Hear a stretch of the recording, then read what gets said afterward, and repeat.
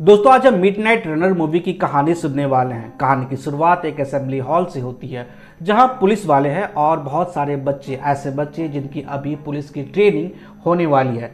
बच्चे अपने माँ बाप और अपने रिलेटिव के साथ हैं। उन सभी को उनके ट्रेनर के द्वारा ऑर्डर दिया जाता है कि अब सभी अपने लोगों को बाय बोलेंगे।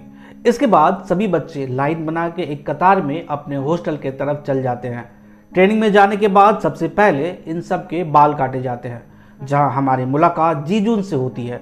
वो बाल काटने वाले को कहता है कि प्लीज थोड़े से बाल काटना, क्योंकि इन्हें बड़ा करने में बहुत ज़्यादा समय लग जाता है। पर वो कहाँ सुनने वाले थे। उन्होंने अपने हिसाब से सबके बाल काट दिए। पहले 2 हफ्ते इन सब की मिलिट्री ट्रेनिंग होने वाली थी और फिर 4 साल का ट्रेनिंग। इसके बाद ये सभी मेस में जाते हैं खाना खाने के लिए। पर जीजून को जब खाना मिलता है तो उसे ऐसा लगता है कि ये खाना उसके लिए थोड़ा कम है, तो ये ज़्यादा खाना का डिमांड करता है। पर देने वाले ये कहते हैं कि मैं तुम्हें खाना दे तो दूंगा, पर हो सकता है कि किसी को कम पड़ जाए, तब उसे एक्स्ट्रा खाना नहीं मिलता है। तो फिर वो जब खाने के लिए बैठता है तो वो देखता है कि सामने जो इंसान उसके खाना खा रहा है वो अपने प्लेट में रखे सॉसेजेस को नहीं खा रहा है। तो ये पूछता है कि क्या तुम सॉसेजेस नहीं खाते हो। उसने कहा कि नहीं, इससे बीमारी होती है। तो ये कहता है कि ठीक है, तो मैं खा लेता हूँ। तो उसने उसका खाना खा लिया। इसके बाद इनकी ट्रेनिंग चालू हो जाती है। सभी ने बहुत मेहनत की, बहुत अच्छे से ट्रेनिंग किया। उसमें से 2 लोग चोट लगने के कारण ट्रेनिंग से बाहर भी हो जाते हैं। 2 हफ्ते बाद उन्हें एक टास्क दिया जाता है, जहां 1 घंटे में उन सबको पहाड़ चढ़ करके वापस आना था। सभी दौड़ना शुरू कर देते हैं। थोड़ी दूर जाने के बाद एक लड़का जिसका नाम हियोल था, वो गिर जाता है। उसके पैर में मोच आ जाती है।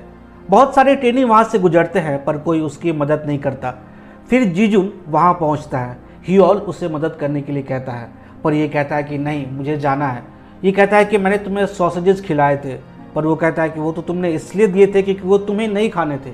फिर हियोल कहता है कि देखो, मैं तुम्हें मटन खिलाऊंगा, मेरे पापा की मटन की दुकान है। जीजून कहता है कि सच में? ये कहता है कि हाँ। फिर वो कहता है कि ठीक है, चलो। जीजून उसे अपने कंधे पर चढ़ा करके वापस लाता है। सभी उन दोनों का वेट कर रहे थे, क्योंकि सभी टाइम पर पहुंच गए थे, मगर ये टाइम पर नहीं पहुंच पाए। पर जब ये दोनों पहुंचे और इनके इंस्ट्रक्टर ने पूछा कि देर क्यों हुई, तब हियोल ने बताया कि मैम, मेरे पैर में मोच आ गई थी, पर जीजून ने मेरी मदद की और तब मैं यहाँ पर पहुँच पाया। तब इंस्ट्रक्टर ने पूछा कि दोनों को एक दूसरे की मदद करते हुए किसने किसने देखा। तो सभी ने हाथ उठाया, क्योंकि देखा तो सब ने था। तब उसके इंस्ट्रक्टर ने कहा कि आप लोग एक अच्छे पुलिस ऑफिसर कैसे बनोगे जब आप अपने ही लोगों की मदद नहीं कर पाओगे। तब उन्होंने जीजून और हियोल को छोड़कर बाकी सबको एक राउंड फिर से मारने को कहा और दोनों को हॉस्पिटल भेजा, जहां जीजून ने हियोल से पूछा कि मुझे मटन कब खिलाओगे। उसने कहा कि जब तुम कहो। जीजून ने कहा कि देखो, मेरे डैड नहीं है और यहाँ मैंने एडमिशन इसलिए लिया कि मुझे फ्री की कोचिंग मिलेगी और खाना भी, मैं बहुत भुक्कड़ हूँ। तब हियोल कहता है कि कोई बात नहीं, मेरे पापा की खुद की कसाई की दुकान है। अब ये दोनों पक्के दोस्त बन गए थे। 2 हफ्ते की ट्रेनिंग के बाद इनका एडमिशन यूनिवर्सिटी में हो जाता है, जहाँ सबकी बाकी की ट्रेनिंग होने वाली थी, जिसमें करीब 2 साल बीत जाते हैं। आज क्लास में किडनैपिंग के बारे में बताया जा रहा था, खासकर लड़की के बारे में, कि 13 साल और उससे ज़्यादा उम्र की लड़कियों की किडनैपिंग ज़्यादा होती है। किडनैपिंग के बाद 7 घंटे अगर हम कुछ नहीं करते हैं तो हो सकता है कि वो लड़की हमें जिंदा ना मिले। इसलिए ज़रूरी है कि कार्रवाई जल्द से जल्द हो। इसके बाद सबकी टाइकमांडो और कराटे की ट्रेनिंग होती है। सब कुछ ठीक जा रहा था। एक दिन एक लड़के ने अपने मोबाइल में अपनी गर्लफ्रेंड की फ़ोटो इन दोनों को दिखा दी और बस ये पागल हो गए। ये उनसे पूछने लगे कि यार, इतनी सुंदर लड़की तुम्हें मिली कहाँ से। पहले तो वो बताने को तैयार नहीं था, पर बहुत कोशिश करने के बाद उसने बताया कि ये लड़की उसे क्लब में मिली थी। उसने क्लब का नाम भी बताया। अब इनके मन में भी हुआ कि हम भी लड़की पटाएंगे, और क्रिसमस भी आने वाला था। तो दोनों ने एक दिन क्लब जाने का प्लान बनाया और अपने ऑफिसर से एक शाम की छुट्टी भी मांग ली, जो उन्हें मिल भी गई। दोनों बहुत खुश थे। अच्छे से तैयार होकर दोनों क्लब जाते हैं और वहाँ जाने के बाद ये तो जैसे पागल हो जाते हैं, क्योंकि वहाँ बहुत सारी खूबसूरत लड़कियाँ थी जो डांस कर रही थी। उसी समय वहाँ एक सेलिब्रिटी भी आता है। उसे देखकर ये और भी खुश हो जाते हैं। दोनों ने अलग अलग लड़कियों के साथ डांस करने की कोशिश की, पर किसी ने भी इनके साथ अच्छे से डांस नहीं किया, क्योंकि ये कुछ ज़्यादा ही एक्साइटेड थे, जो उन्हें पसंद नहीं आ रहा था। 1-2 ने तो डांस किया, पर वो किसी और की गर्लफ्रेंड थी। एक लड़की को जब उसने बताया कि वो पुलिस की ट्रेनिंग कर रहा है, तो उसने कहा कि पुलिस क्यों बन रहे हो, जिंदगी भर गरीबी रह जाओगे। फिर ये दोनों उदास होकर एक बार में बैठ करके पीने लगते हैं, ये सोचते हुए कि क्या पुलिस बनना ठीक है, हमें तो एक भी लड़की नहीं मिली। दोनों ने डिसाइड किया कि चलो साइबर कैफे चलते हैं और वहाँ चल करके गेम खेलते हैं। दोनों वहाँ से निकल कर रास्ते में जा रहे थे, जहाँ एक खूबसूरत लड़की फ़ोन में बात करते हुए क्रॉस कर रही थी। जब वो क्रॉस करके चली जाती है तो दोनों ने सोचा कि पक्का ये पलट करके देखेगी। दोनों इंतज़ार करते हैं और लड़की पलट करके देख भी लेती है। अब ये दोनों डिसाइड करने लगते हैं कि उससे बात करने के लिए कौन जाएगा। तब तक ये लड़की चलते चलते थोड़ी आगे चली जाती है। अब ये दोनों डिसाइड कर ही नहीं पा रहे थे कि आखिर बात कौन करेगा। तभी वो लड़की जहाँ से गुजर रही थी वहाँ रोड के बगल में एक कार खड़ी थी। उस कार से एक इंसान निकलता है और उस लड़की को पीछे से उसके सर पर जोर से वार करता है और उसे पकड़ करके कार के अंदर डाल देता है। ये होते हुए दोनों ने देख लिया। इन्होंने बहुत दूर तक उस कार का पीछा किया पर उस कार को पकड़ नहीं पाते हैं। फिर ये इमरजेंसी में कॉल करते हैं और वो उनसे कार का नंबर मांगते हैं। तो हियोल को गाड़ी का नंबर याद था, पर जब पुलिस उस नंबर को डाटा से मिलाती है तो कहती है कि ये नंबर तो गलत है। पर फिर भी वो कहते हैं कि वो आधे घंटे में उस जगह पर पहुंच जाएंगे। इसके बाद दोनों ने सोचा कि तब तक हम किसी नज़दीकी पुलिस स्टेशन में रिपोर्ट लिखा देते हैं। ये पुलिस स्टेशन जाते हैं और बताते हैं कि हम पुलिस बनने वाले हैं और अभी हमारी पढ़ाई चल रही है और हमने अभी एक लड़की को किडनैप होते हुए देखा है जो देखने में कॉलेज की लड़की लग रही थी। मगर उस समय पुलिस स्टेशन में कुछ और ही हो रहा था। सारे पुलिस वाले किसी शाही घराने के पोते को खोजने में जा रहे थे। उन्होंने कहा कि पहले हम ये काम करेंगे, उसके बाद ही तुम्हारे साथ चल सकते हैं। दोनों ने ये भी कहा कि सर अगर 7 घंटे से ज़्यादा हो जाते हैं तो हो सकता है कि वो लड़की हमें जिंदा ना मिले। पर इन्होंने कहा कि देखो हमारे लिए पहले चीफ का ऑर्डर मानना जरूरी है। ये कहकर ऑफिसर्स वहाँ से चले जाते हैं। जीजुन कहता है कि हम जानते हैं कि लड़की की किडनैपिंग हुई है और हमें कुछ करना होगा। तब ह्योल कहता है कि हम जांच के 3 तरीकों का इस्तेमाल करते हैं। पहला पीड़िता की जांच, दूसरा सबूत इकट्ठा करना और तीसरा उस जगह पर जाना जहां पे क्राइम हुआ है। अब इनके पास पीड़िता की कोई जानकारी नहीं थी और ना ही कोई सबूत थे, तो दोनों ने डिसाइड किया कि हम उस जगह पर जाते हैं जहां पे क्राइम हुआ था, शायद वहां से हमें कुछ मिल जाए। इसके बाद दोनों उस जगह पर पहुंचते हैं। वहां जाने के बाद उन्हें एक खाना का पैकेट मिलता है, लेकिन खाने के पैकेट में कोई एड्रेस नहीं लिखा था और बिना एड्रेस के ये पता करना मुश्किल था कि लड़की कौन थी। पर ये हार नहीं मानते। दोनों खाने के पैकेट को लेकर आसपास के दुकानों में जाकर के पूछते हैं कि क्या ये खाना आपकी दुकान का है। वो जहाँ जहाँ भी गया सबने मना किया कि नहीं, ये खाना हमारी दुकान का नहीं है। इधर रात भी बहुत ज़्यादा हो गई थी और सारी दुकानें बंद हो रही थी। तब जीजुन हियोल को कहता है कि हमें यह भी सिखाया गया है कि काम को जिद और जुनून से करना पड़ता है। हियोल कहता है कि हाँ, हम और भी दुकानों में जा करके पूछते हैं और आखिरकार उन्हें वो दुकान मिल जाता है जिसमें एक लेडी थी और वो कहती है कि हाँ, ये खाना उनकी दुकान का है। मगर ये खाना कौन लेकर के गया ये बता पाना थोड़ा मुश्किल था। तब उन्होंने उस लड़की का हुलिया बताया कि वो लड़की थोड़ी लंबी है और येलो कलर की ड्रेस पहनी हुई है। तब उन्हें याद आया कि हाँ, एक ऐसी लड़की है जो हर रोज यहाँ से खाना ले करके जाती है और वो सामने वाले बिल्डिंग में काम करती है। मैंने कई बार उसे वहाँ से आते हुए देखा है।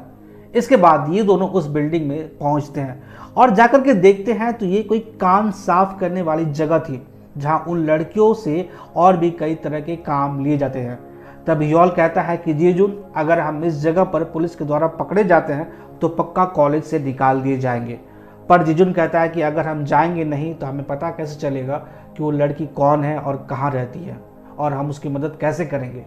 अब बात है कि अंदर कौन जाएगा, तो वो एक गेम खेलते हैं, अक्कड़ बक्कड़ बम्बे बो, जिसमें जीजुन जीत जाता है। तो जीजुन बाहर रहकर पुलिस का ध्यान रखने वाला था और हियोल को अंदर जाना था। वो जाना तो नहीं चाहता था पर जाता है। अंदर जाने के बाद उसे एक रूम में भेजा जाता है और बाद में पूछा भी जाता है कि आप किसके लिए आए हैं। तो वो अंदाजे से एक लड़की के बारे में बताता है कि वो लंबी है, उसका चेहरा गोल है। तब उसके अनुसार एक लड़की वहाँ आती है और उसके कान साफ करना शुरू करती है। उसके सर को अपने गोद में रखकर इधर जीजुन बाहर नज़र रख रहा था तो उसे भूख लग जाती है। तो वो सामने के एक रेस्टोरेंट में खाने के लिए चला जाता है और जब खाना खत्म होने वाला था तो देखता है कि पुलिस वहाँ आ गई है। तो वो तुरंत वहाँ से बाहर निकलता है और पुलिस वाले को कहता है कि ए घुसखोर पुलिस। ये सुनकर उन्हें गुस्सा आ जाता है। वो 2 लोग थे। ये चिल्लाकर वहाँ से भागने लगता है और पुलिस उसे पकड़ने के लिए उसके पीछे भागने लगती है। जीजुन ये बस उन्हें भटकाने के लिए कर रहा था ताकि वो उस जगह पर ना जा सके। इधर हियोल कान साफ करवा रहा था। लड़की ने सोचा कि शायद इसे कुछ और भी चाहिए और हियोल को मजा भी आ रहा था। पर फिर वो अपने आप को संभालता है और कहता है कि मैं यहाँ कान साफ कराने के लिए नहीं आया हूँ, बल्कि एक लड़की की तलाश है जो यहाँ काम करती है और उसका किडनैप हो गया है। ये उसका हुलिया बताता है। तो लड़की कहती है कि मुझे उसके घर के बारे में तो नहीं पता, पर मैं दूसरी लड़कियों से पूछ कर तुम्हें बताती हूँ। तब वो दूसरी लड़कियों से पूछकर उसका एड्रेस निकालती है और हियोल को देती है। इधर उस लड़की को किडनैप करके किडनैपर ने उसे 5 लाख में बेच दिया था। इधर हियोल वहां से बाहर आता है तो देखता है कि पुलिस की गाड़ी खड़ी है। तभी जीजुन भागते हुए वहां आता है और उसे वहां से लेकर चला जाता है। दोनों उस एड्रेस पर पहुंचते हैं। लड़की का नाम यंजुंग था। जब उन्होंने घर नॉक किया तो अंदर से एक लड़का गेट खोलता है, वो भी हल्का सा। हियोल ने उसे बताया कि यंजुंग का किडनैप हो गया है और हम पुलिस के स्टूडेंट हैं। ये सुनकर वो गेट बंद कर देता है और दूसरे रूम के खिड़की तोड़कर वहां से निकल जाता है। दोनों जब अंदर की आवाज़ सुनते हैं तो उन्हें लगता है कि कुछ तो गड़बड़ है। दोनों गेट तोड़ देते हैं तो अंदर एक लड़की थी। वो बताती है कि वो लड़का खिड़की से भाग गया। तब ये भी उसे पकड़ने के लिए उसके पीछे भागते हैं। भागते भागते वो हियोल के पकड़ में आ जाता है और उसे वो मार कर गिरा देता है। तभी जीजुन भी वहाँ आ जाता है और पूछता है कि यंजुंग के साथ तुमने क्या किया। वो कुछ बताता नहीं है। उसके फ़ोन से पता चलता है कि उसने यंजुंग का सौदा कर दिया है। अब उसने बताया कि उसे पैसे की ज़रूरत थी, इसलिए उसने गनहो नाम के एक इंसान को यंजुंग के बारे में बताया। और जब ये पूछा गया कि वो उसे कहाँ लेकर गया, तब उसने कहा कि वो डरिमडोंग में मिलेगा। वहाँ जाने के लिए पहले हियोल और जीजुन ने डिसाइड किया कि वो पहले यंजुंग के हॉस्टल में जाएंगे और उनके साथ जो लड़की थी उसके बारे में पूछेंगे। ये दोनों वहाँ जाते हैं और यंजुंग के बारे में पूछते हैं। वहाँ 2 लड़कियाँ थी, ये सभी घर से भागी हुई थी। ये यंजुंग के बारे में सुन के रोने लगती है। जीजुन पूछता है कि वो अपने घर से क्यों भागी थी। वो बताती है कि उसका बाप उसे बहुत मारता था, बहुत शराब पीता था। जब उन्होंने उन्हें रोता हुआ देखा तो जीजुन ने कहा कि चाहे कुछ भी करना पड़े हम उसे जरूर ढूंढ लेंगे। उसके बाद वो वहाँ से निकल जाते हैं डरिमडोंग जाने के लिए, जिसका पता उस इंसान ने बताया था। जाते हुए दोनों बात करते हैं कि जो इंसान अपने घर से भाग गया है उसकी किडनैपिंग की रिपोर्ट कैसे लिखाएंगे, क्योंकि किसी को तो पता ही नहीं है कि वो कहाँ पर है। किडनैपिंग को करीब 3.5 घंटे हो चुके थे। इधर हम लड़कियों को देखते हैं जिन्हें छोटे छोटे कमरे में रखा गया था और वो लोग उसे एक तरह का इंजेक्शन देते थे। जीजुन और हियोल जब उस एरिया में पहुंचे तो जिस टैक्सी में जा रहे थे उसके ड्राइवर ने इन्हें कहा कि देखो, अगर कोई ज़रूरी काम नहीं है तो इस एरिया में जाना ठीक नहीं है। ये जो एरिया था डरिमडोंग, ये कोरिया नहीं बल्कि चाइना की तरह लग रहा था। ये वहाँ पहुँच जाते हैं। इससे पहले उन्होंने जिस आदमी को पकड़ा था उनसे उन्होंने 2 चीज़ें ली थी। एक तो उसका मोबाइल और दूसरा उसका विजिटिंग कार्ड, जहाँ पर उसका एड्रेस लिखा हुआ था जो लोग लड़की को लेके गए थे। उस जगह पर पहुँच जाने के बाद देखे कि वहाँ पर एक होटल है। ये जाकर वहाँ कुछ ऑर्डर करते हैं। इन दोनों के बगल वाले टेबल पर कुछ लोग बैठे हुए थे। जीजुन ने हियोल से कहा कि मुझे उसका मोबाइल देना। इसके बाद उसने जिस नंबर से चैट हुआ था उस नंबर को डायल करके देखा तो रिंग होने लगा और ये रिंग बगल में बैठे एक इंसान के मोबाइल में हो रहा था। जीजुन तुरंत फ़ोन काट देता है, पर तभी उस इंसान ने कॉल बैक कर दिया और इसका फ़ोन बज उठा। इसके बाद वो लोग इसके पास आते हैं और दोनों को मारने लगते हैं कि जिसका मोबाइल है वो कहाँ है। पर ये लोग भी कम नहीं थे, ये सबको फिर मारने लगते हैं और मारते मारते सभी को भगा देते हैं। उनमें से एक को वो पकड़ लेते हैं और उससे पूछते हैं कि वो लड़की कहाँ है, पर वो बताने को तैयार नहीं था। फिर वो उसे और मारते हैं। उसके बाद वो उस जगह पर उसे लेके जाता है जहाँ पर लड़की को रखा गया था। हियोल जाता है अंदर तो देखता है कि बहुत सारे छोटे छोटे कमरे हैं और हर एक कमरे में एक एक लड़की बंद है जो मदद के लिए पुकार रही थी। जीजू ने पूछा कि क्या करते हो तुम इन सब लड़कियों का। तब उसने बताया कि हम इन्हें दवा देकर उनसे अंडे लेते हैं जिससे कि बच्चे पैदा होते हैं। हियोल जीजुन को एक कमरे में बुलाता है जहाँ पर एक लड़की लेटी हुई थी और उसका खून निकल रहा था। उसने कहा कि हमें इसे हॉस्पिटल लेके जाना होगा। जीजुन ने कहा कि बाकियों का क्या। तब हियोल ने कहा कि पहले हम एक की तो जान बचा ले, फिर वहाँ से हम पुलिस को लेके आएंगे। जीजुन ने लड़की को उठाया और जाने लगा। तभी गनहो और उसके आदमी वहाँ आ गए इन्हें रोकने के लिए। हियोल ने कहा कि तुम लड़की को लेके जाओ, मैं इन्हें संभाल लूँगा। वो एक डंडा लेकर खड़ा हो गया और सबको भगाने लगा। पर गनहो जो सबका लीडर था वो मजबूत था। वो हियोल को बहुत मारता है और अपने आदमियों के हवाले कर देता है। जीजुन यह देखकर वो भी उसे लड़ने के लिए आता है, पर वो भी बहुत मार खाता है और दोनों को बंद करके उनके कपड़े उतार कर उन्हें लटका देता है। फिर आधी रात को जब सब सोए हुए थे तब हियोल को होश आता है और वो जीजुन को बोलता है और किसी तरह से वो अपनी रस्सी खोलकर वहाँ से निकलने की कोशिश करते हैं। पर जो लोग सोए हुए थे उन्हें पता चल जाता है, पर ये भागना शुरू करते हैं।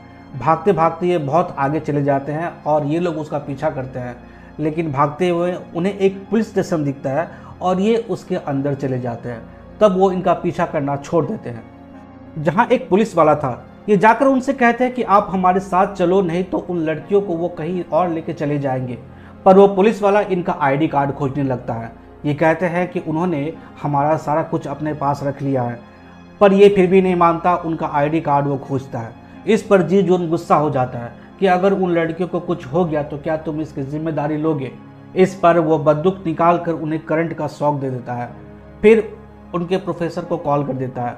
सुबह जब वो आते हैं तो देखते हैं कि दोनों के हाथ में हथकड़ी लगी हुई है। ये उन्हें छुड़ाते हैं। तब ये अपने प्रोफेसर को सारा कुछ बताते हैं और उन्हें उस जगह पर लेके जाते हैं। प्रोफेसर ने कहा कि मैंने भी एक गिरोह को पकड़ा था जो अंडे का व्यापार करता था। नॉर्मली एक लड़की महीने में 1 अंडे देती है, मगर ये उन्हें ड्रग्स देकर महीने में उनसे 20 अंडे लेते थे और ऐसे लोगों को बेचते थे जिन्हें बच्चे नहीं होते हैं। इसके बाद वो उस जगह पर जाते हैं, पर अब वहाँ कोई नहीं था। वो सब वहाँ से चले गए थे। वहाँ कोई लड़की नहीं थी, मगर रूम जिस हालत में था वो अपनी गवाही खुद दे रहा था। हर तरफ खून था। ये सब देखने के बाद दोनों अपने प्रोफेसर को कहते हैं कि सर, हमें जल्दी कुछ कार्रवाई करनी होगी, नहीं तो लड़कियों की जान को खतरा हो सकता है। पर वो कहते हैं कि इसके बाद सारा काम पुलिस को करने दो। मगर तुम जो ये सोच रहे हो कि वो लोग अभी के अभी इस काम पर लगेंगे, तो ऐसा नहीं है। उन्हें कम से कम 2 हफ्ते का समय लगेगा और मैं चाहता हूं कि तुम दोनों ये सब छोड़ करके अपनी पढ़ाई पर ध्यान दो। पर ये मानने को तैयार नहीं थे। जीजून ने कहा कि सर, हम जुर्म के चश्मदीद हैं, हमें कार का नंबर भी याद है। अगर हम ज़्यादा वक्त रुके तो हो सकता है कि वो लड़कियां हमें जिंदा ही ना मिले। क्या हम खुद से कुछ नहीं कर सकते? पर उनके प्रोफेसर ने उन्हें फिर डांटा और कहा कि तुम लोग जाओ और अपनी पढ़ाई पर ध्यान दो, बाकी का काम पुलिस को करने दो। इनके पास कोई रास्ता नहीं था तो वो कॉलेज चले जाते हैं, मगर उनका मन नहीं मान रहा था। उन्हें लग रहा था कि उन्हें कुछ करना चाहिए। कॉलेज में ही एक लड़के से जब उन्होंने पूछा कि तुम्हारे पिताजी तो पुलिस में हैं, क्या वो किसी बड़े ऑफिसर को जानते हैं जहां से हमें सीसीटीवी फुटेज मिल सके, तो उसने कहा कि हाँ। तब उन्होंने अपने कॉलेज के एक ट्रेनर की मदद ली। इन्होंने पूरे मामले को तो नहीं बताया, बस बोला कि मैम, एक हिट एंड रन का केस है, हमारे पास गाड़ी का नंबर है पर वो रजिस्टर नहीं है, क्या आप मुझे उस गाड़ी का लोकेशन बता सकती है? तब उन्होंने कहा कि देखो, मुश्किल है पर मैं ज़रूर निकाल लूँगी, बस मुझे उसका लास्ट लोकेशन और टाइम बताओ।